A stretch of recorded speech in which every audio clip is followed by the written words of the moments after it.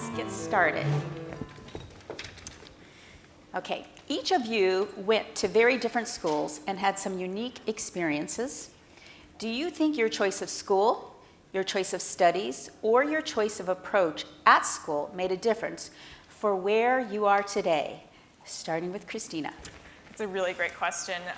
You know those every school has a cop-out major, like the last resort. I don't know what people call the easy major. That was me, actually. I started in bio and then switched to bioengineering, and then I ended up declaring management, which was kind of everyone's like, really? That kind of major over at MIT. And I had a complex. I was really insecure, and I had a complex about it. So people would ask me, what major are you? I'd be like, nope, don't ask me that question.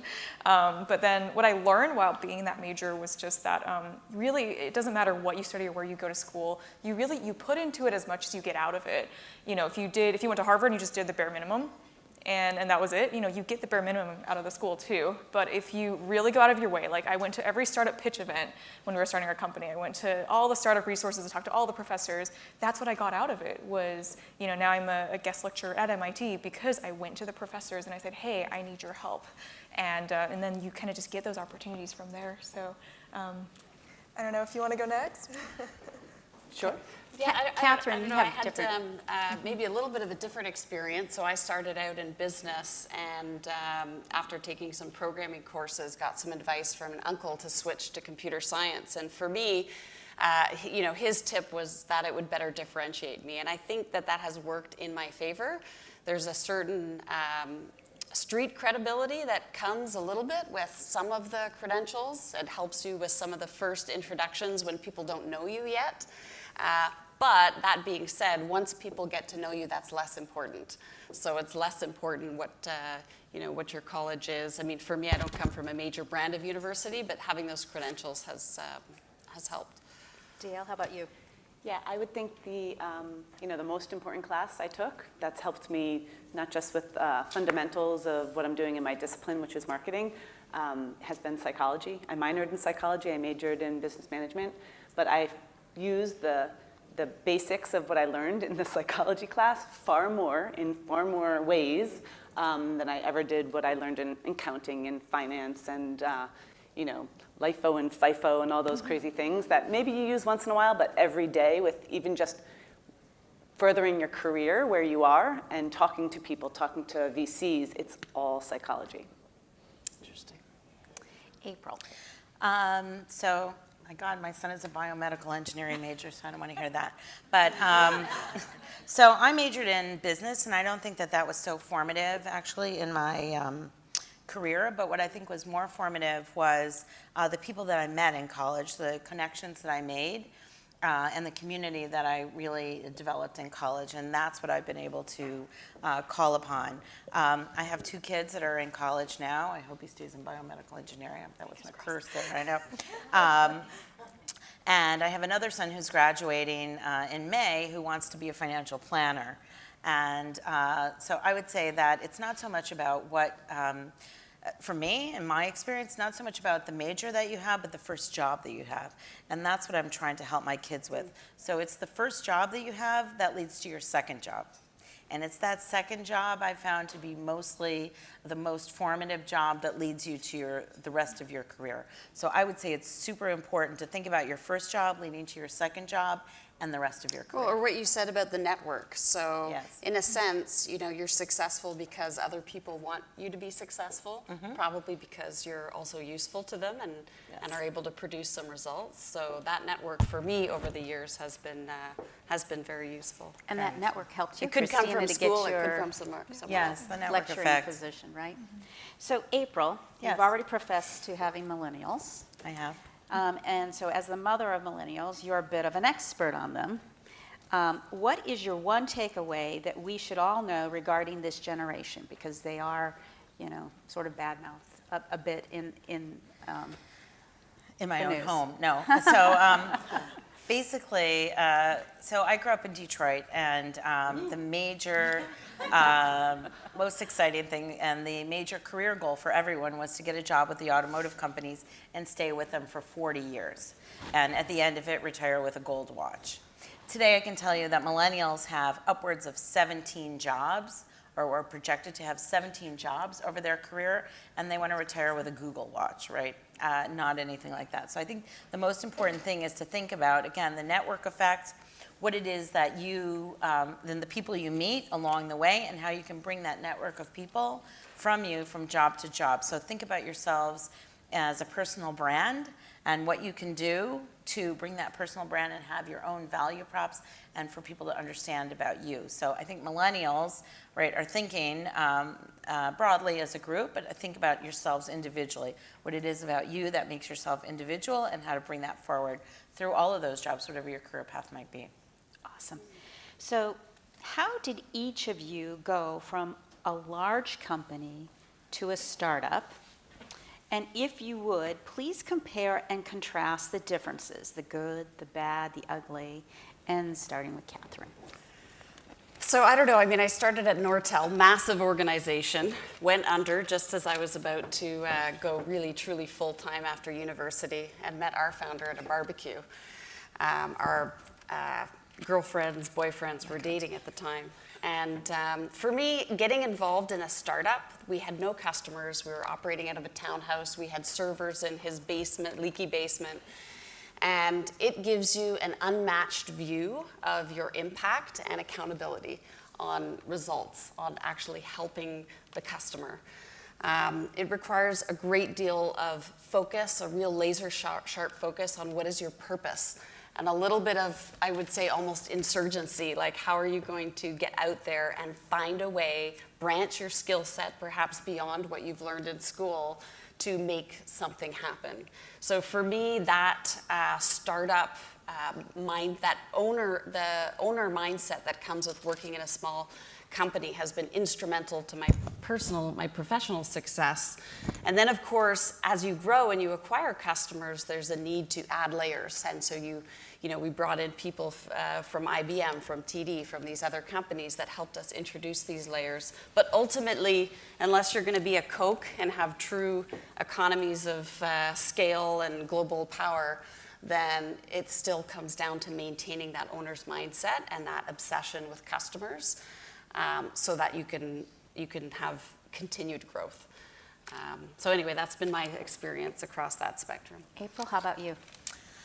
So for me, I think, a millennial is a little bit different about this. I've seen from my older son as he's graduated and his friends are in the workforce, that people are not as excited about working for large firms as they were and going to some of the brand name companies as they've been in the past. And a startup holds a lot of interest for a lot of millennials as their first job.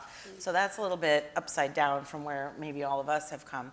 But in my first job, I learned, I would say, a lot about corporate structure, how things were done at a corporate and an enterprise level. So some of the basics, the foundations in terms of business.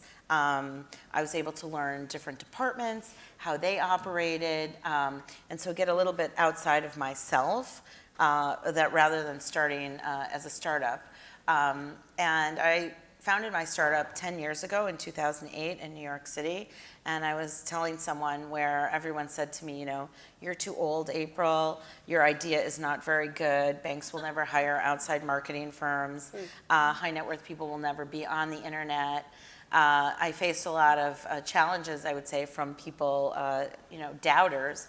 But I think the thing that motivated me the most is actual fear. So I tell people that all the time.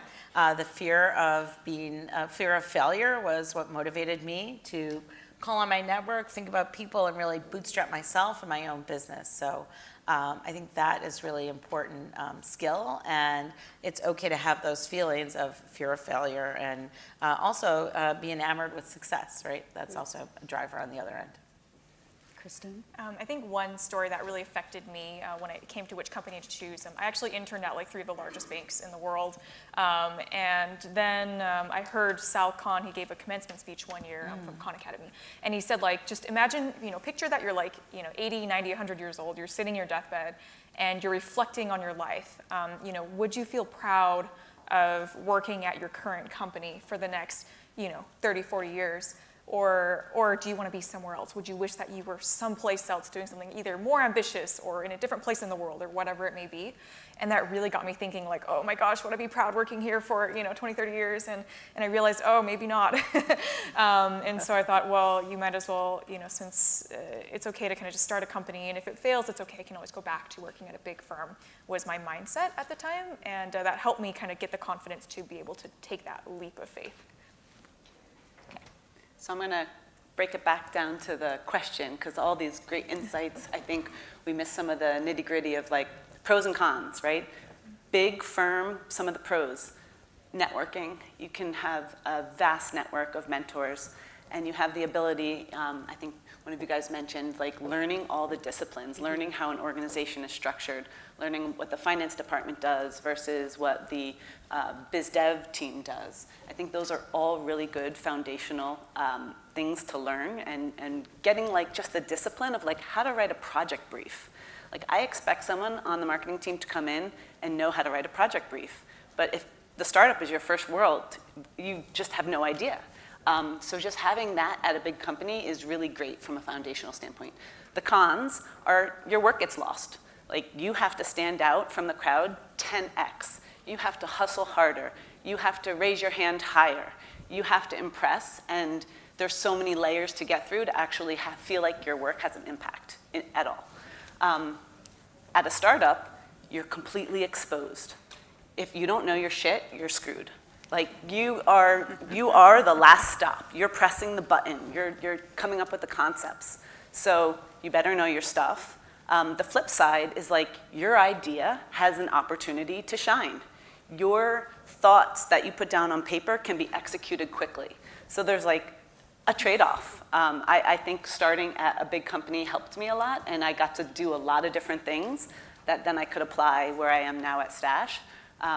If I didn't have that, I would kind of be lost. I'd be swimming in a world of how do I get any of this done?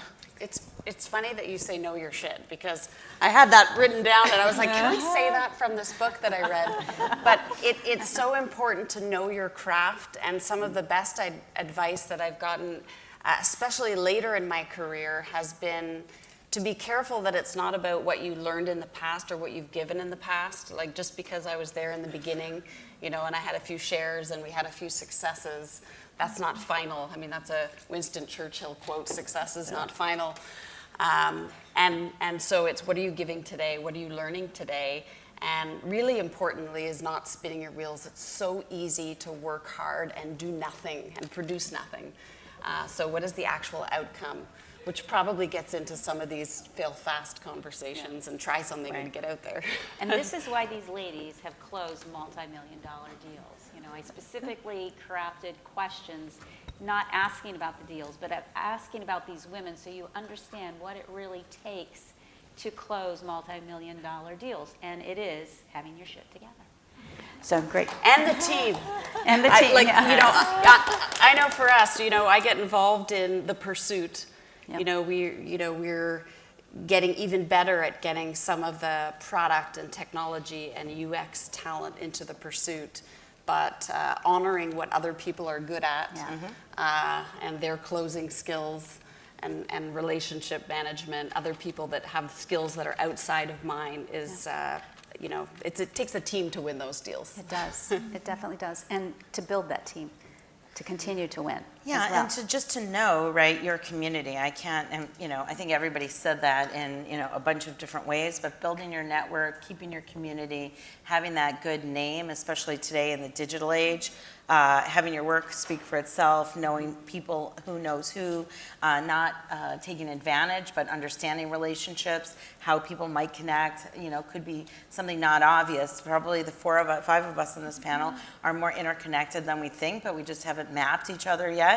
But we'll do that after this session, because that will be a natural thing that women do actually as networkers as we leave from this. So I don't want to leave without saying that, because I think that this being a women's conference, that's something women do very naturally, is community building, networking, and socializing. So those are key skills. Absolutely. So Christina, you started your hedge fund with $1,000 in savings. And now you trade up to $1 billion per day. So yeah, let's give her a hand. Maybe you shouldn't be a bully. How did you raise funding from scratch, and how did you do it? That's a really good question, and I hope. And you have 2 hopefully- minutes. Okay, 2 Yeah. minutes. I got it. So I'll try to tell 2 stories. Basically, one is that I actually went to events like this because I had no network. By the way, you're talking about how important that is. I had no network, no money. My parents could not support me. And so what I ended up doing was I would literally go to these types of events and just network as much as I could and like I'm an introvert, but I'll go out of my way to try to talk to people. And there was one event where basically it was like there's a pitch section of the event where it was an hour to pitch, and like every startup could pitch for like 3 minutes. And so I prepared this really long 3-minute pitch and slides and everything. And I went up to introduce myself and I said, okay, we're a hedge fund. And as soon as I said hedge fund, this guy in the audience raised his hand. He's like, wait, does that mean you're laundering money? And I'm like, oh God. And so I spent the rest of the time just explaining that we're legal and we're not like laundering money. And then after the presentation, I still had the cover slide. I didn't even get to go through any of my slides. And I went home being like, that was the biggest failure ever. And then it was like 10 p.m. and that same guy called my cell phone and he's like, hi, can you meet with me right now at my hotel and bring your co-founders? And I was like, what? And so we brought my co-founders to this hotel and we didn't know what to expect. And we talked for about 5 hours. And it turns out he's the CEO of one of the biggest fintech VCs in the world, which I was like, holy crap.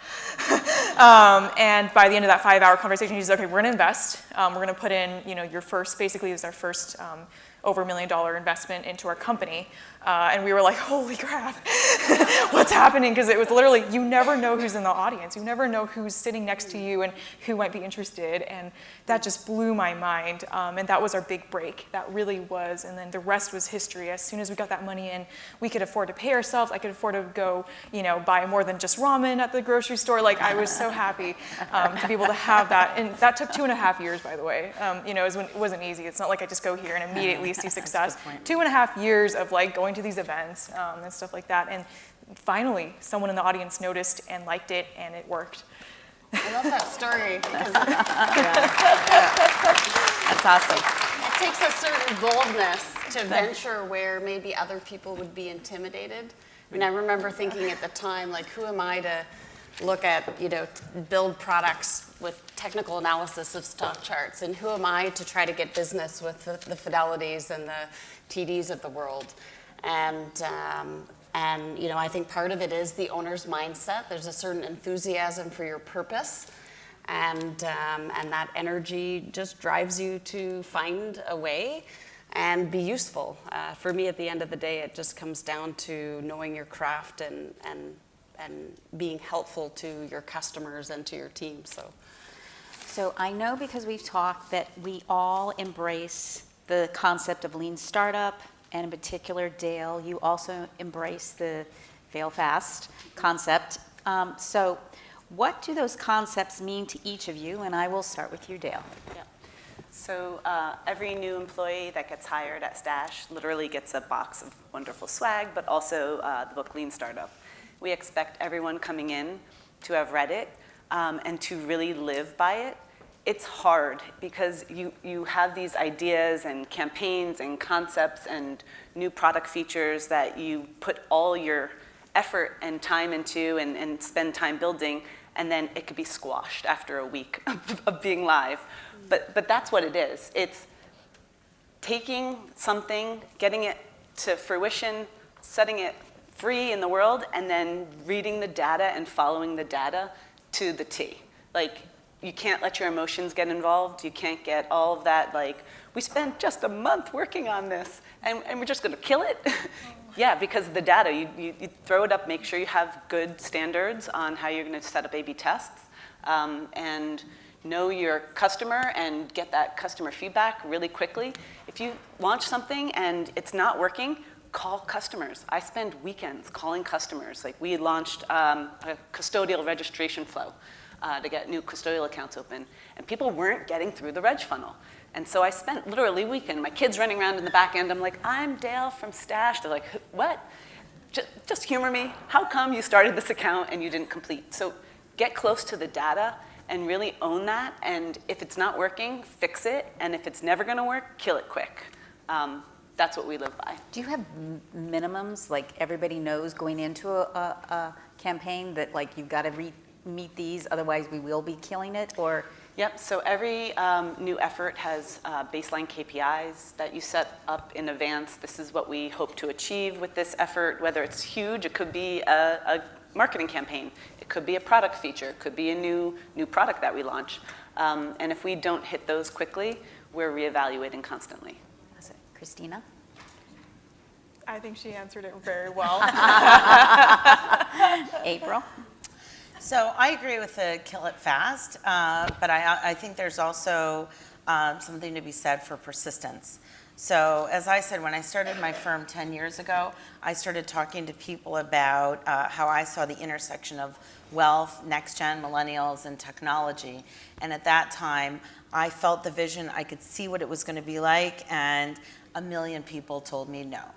That will never happen, that can never happen. So I think you also, killing it fast, that sounds like some of the campaigns we do for my clients, right? We'll know we're gonna kill it fast. But in terms of my own startup and my own experience, I felt like I was ahead of the curve, and the more I stayed with it, I only needed a little bit of encouragement to really feel and know I was on the right track. So usually I'll call myself the 10-year overnight success. Because sometimes when you have a good idea or a new idea, you can be ahead of the curve, and killing it just might mean that you're just not at the right place at the right time, but it doesn't mean it's a bad idea. I found myself digging up old ideas that I've had in the past and bringing them forward now and having it be the right time. So I think that you really need to think about what your idea is, where we are, and where it might fit, because sometimes the idea is just so far ahead that people can't really think it or grasp it with you. Yep. But that was your vision versus something that you're executing based upon a strategy, Right. so that maybe Yes. slightly different? Yeah. Well, my own business plan, though, was about this, right? Yeah. It was centered on these three things that people just couldn't see in the beginning. Right, So different type of business. different type of business model. Nobody thought that at the time I started my business, there was nothing that really existed in terms of high net worth financial services marketing. So when I just talked about that concept, people couldn't really grasp it. They would say, oh, that's PR. And I said, no, it's not PR. Or wealthy people, right? Or what is going to be happening? So it really required, I don't think I'm such a visionary, but it required sort of the world catching up, or financial services, which is, a little bit latent, catching up with thinking and actually executing the ideas. So I find myself now being sort of the grandmother of things, because I have a lot of history in it, where now people are really interested in hearing about millennials. When I spoke about it 10 years ago, people thought I had, 3 heads. I can see the difference between those points of view. I mean, we started out wanting to be, again, laser sharp focused on chart pattern recognition. And we didn't want to build user interfaces. We just wanted to build the analytics and deliver it by APIs so that people could program their own stuff. But back then, APIs weren't as big of a thing, and we had to pivot. We had to change quickly, adapt to customer needs, and make their lives easier by solving the whole problem, not giving them a little piece of it. So we adapted and built all these user interface layers, and that's been tremendous over the years. And now the world is shifting back to something that we thought would have happened earlier. But certainly sometimes when you're designing products, which is what I do, is you have this grand vision. But at the end of the day, if you're too focused on perfection, and I won't dismiss high standards because that's there. Consumers expect 90%. amazingness. You have to go to market at some You point. have to go to market. Your idea has no value if it's not in the real world. Yeah. So get it out there and then keep building. Yep. Yeah, I would say it's a product service area, right? It is a what's difference, different. right? Yeah, I could see Yeah, that. and then we're of course nodding product because business 90% is very good, right? If you can get it 90%, you're pretty good. Just get it out there, because now we're digital, so you can pivot, you can change it and test it. So Dale, I have a follow-up for you. What would you say was the one most influential experience in your career, either with a mentor or a business partner, that was pivotal for you? So this is going to sound funny, odd, maybe. My most pivotal moment, if I can get it out even, my first boss slapped a huge box of files on my desk. I was an executive assistant, and he said, you've got to file all these. I've been collecting them for the past year and a half, and they all need to be organized. The SEC is going to come one day, and we need to have this all organized. I sat there for a second thinking like, oh, God, this sucks.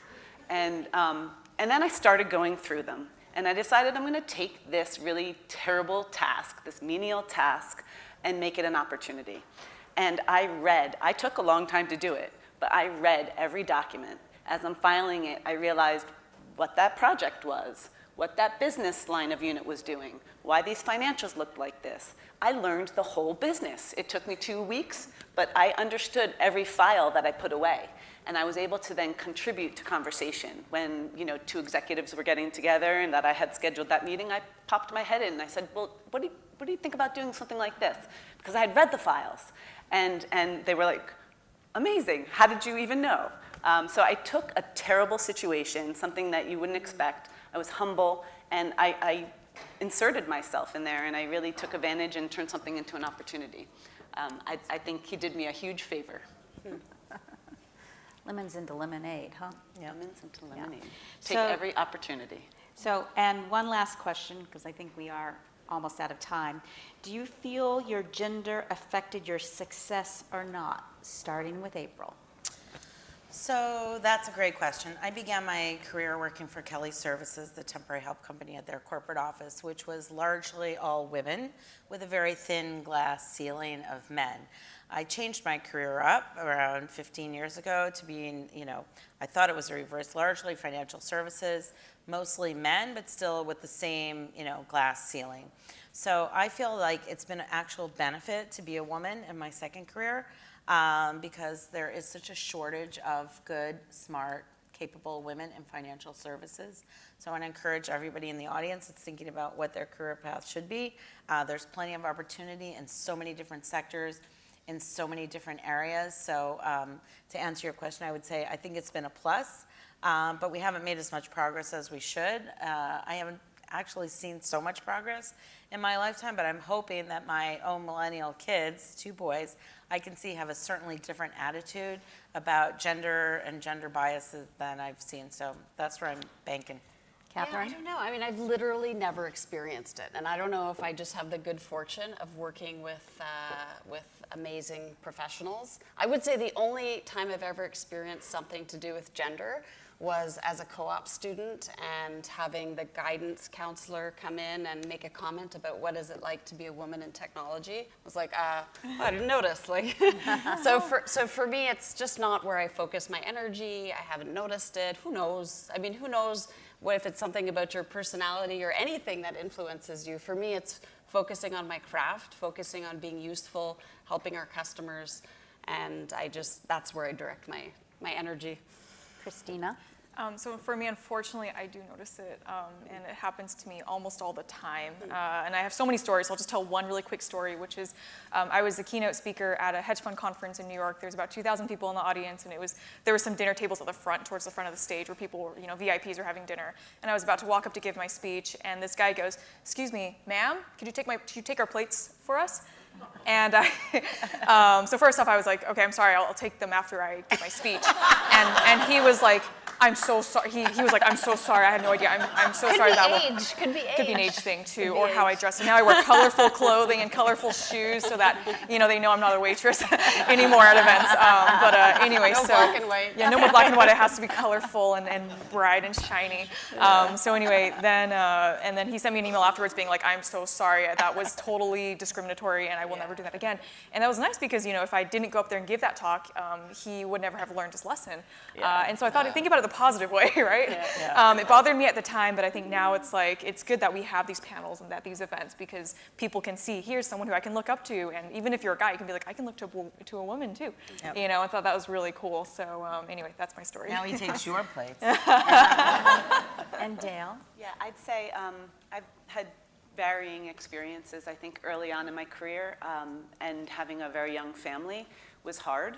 I had to pull back from, leadership roles, and I got passed on opportunities to run bigger teams because I had other priorities I was juggling.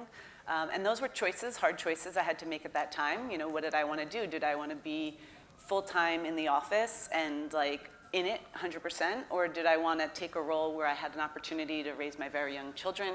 I have 4 of them.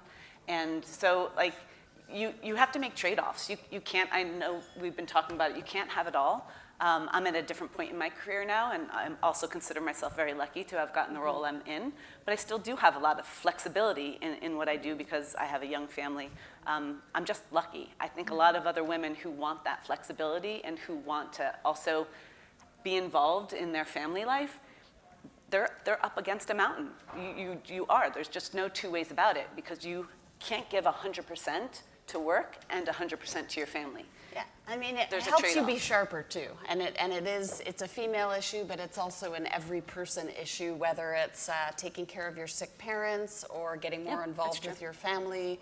But you can't deny there's a tendency for women to have a little more of the mental load or a task sometimes in a family, not every family. So it's very personal, that balance. But I do find that since having kids, going on mat leave, having to come back and be sharper and much more deliberate with my time and my productivity, the same way in school you have, parents that don't encourage their children to work while they're in school because they think somehow it's going to make them less successful, when I would say it's actually the opposite. It's going to encourage you to be that much sharper. Yeah. So. The mat leave in Canada is, A year. tell everyone. A year So paid. you should know, this is Canada, by the way. Okay. That's not the US. It's true. Yes. I don't know how you move guys do north, it. I know. Yeah. There's also another angle to this, which is, now, but more so than ever, there's so much media attention around women and women's issues in the workplace. There's more opportunity, so take advantage of that, because I know there's HR teams and there's boards that are seeking women in leadership roles, and so you are getting interviews more often. And trying, when I'm interviewing, my team tries to get just as many female candidates in as the male candidates, even though we might have way more male resumes. So there's just more opportunity. So take advantage of that, because you have that sort of wind behind your backs right now. I want to thank all of you. This was fascinating and exciting, as I thought. Tracy.